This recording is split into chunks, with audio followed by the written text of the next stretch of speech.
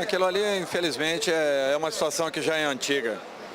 Desde um episódio aqui mesmo com o Atlético Mineiro, em Sete Lagoas, ele achou que eu tive participação direta. E nos 2 jogos que eu trabalhei com ele me expulsou de uma maneira assim aleatória. Tanto é que não houve agressão, eu apenas cobrei com um gesto, assim, eu fiz que seria o segundo cartão do Egídio. Aquilo não é lance interpretativo, aquele é um lance que ele tinha que dar, ele tinha a obrigação de ter dado o segundo cartão para o Egídio. Ele se omitiu do lance e eu apenas cobrei o segundo cartão do Egídio.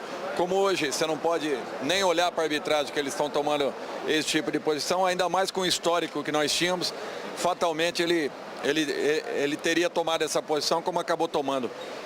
É uma situação que você não tem nem como se defender, essa é a verdade.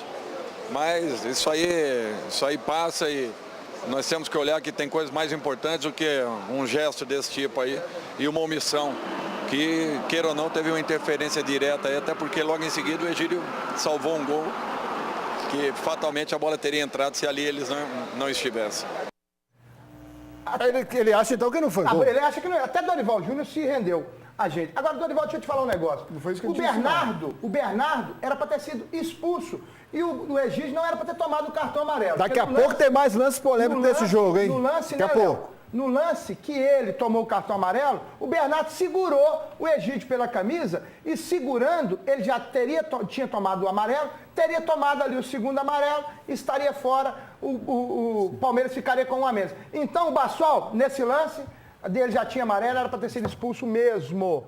Só que o Bassol ficou com vergonha do que ele havia feito. Então ele não deu. Um erro não justifica o outro. Agora, a bola não entrou, não. O Cruzeiro não pode reclamar de arbitragem nesse campeonato brasileiro. Não, nós só perdemos 12 pontos por arbitragem até agora. Inclusive contra o seu time no primeiro turno. Quando o Otamendi muito pelo contrário. Nós perdemos um campeonato mineiro no garfo, Sérgio.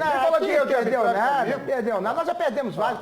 Essas coisas aí, o Cruzeiro perdeu 12 pontos até agora. Eu vou fazer o seguinte. Você reclamando de perder pontos de arbitragem, rapaz? Nós perdemos 6 para a CBF.